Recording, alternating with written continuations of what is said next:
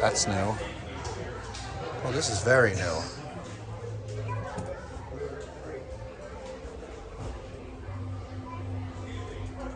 We'll watch this indicator.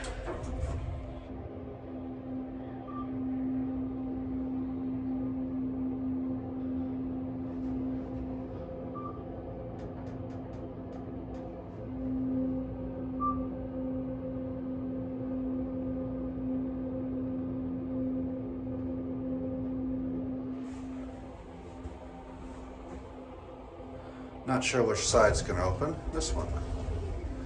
And if you look right there, that is the old manual elevator.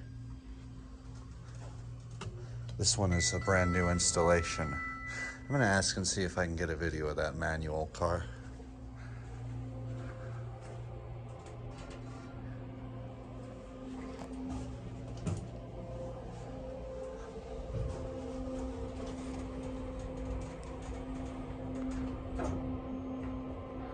Doesn't show the arrow. They have like the new arrow on these, but I guess this one doesn't show it.